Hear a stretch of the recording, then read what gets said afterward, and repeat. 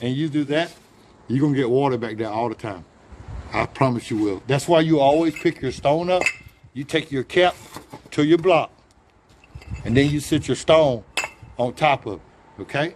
If you look at your step treads, this should always be in this order. You should never see your stone before your step tread. Because listen, the stone is keeping this right here on the edge. When you're stepping up your steps, all right, put it out here. Okay?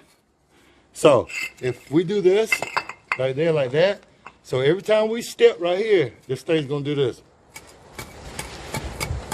Get what I'm saying? Does it make sense to you now? Okay, so when you pull it back here, and you do that, that locks you down.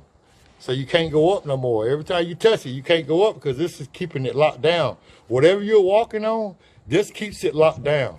So if you go like this, once again, we like to show people real things now.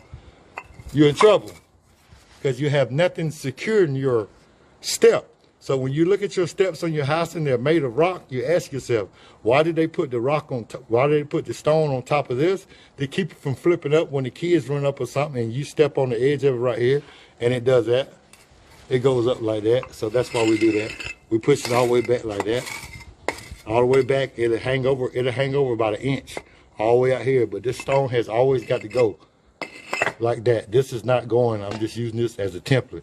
But this always goes just like that, okay? Don't ever do it no different, because if you do, you're going to be going back and replacing that. And you got to think when somebody steps on that, you have to think about all security and all insurance, okay? When somebody steps on that and that flips up and they face plant or something, you're going to feel real bad that you didn't do that, okay? So like I said, you have to do what you got to do. Please, let's do it one more time, okay? So you'll understand why your house looks like that. Okay, there's your slab, okay? There's your cap. It goes all the way across here. It's one slab all the way across. Might be two, might be 20 by 20s, whatever size. But do not ever forget to make sure the rock goes on top of it, okay? Because if you don't, you're in trouble. You're going to always have water coming down right here. That's why I tell any builder that calls me, he says, D, will you lay the stone up against the house? The concrete's coming.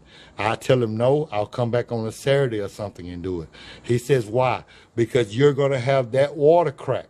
When you pour that concrete up against my stone, all of them little crevices and shit like that right there, that's where that water's going to run down at, and that's why people's concrete break away from their house when they lay the stone on it first. Okay, so let's pour the concrete all the way to the house. All right? Now, we're solid. The concrete is touching the block to the house. Now, when I put my stone, knowing mortar's going to go back there, there's no more water getting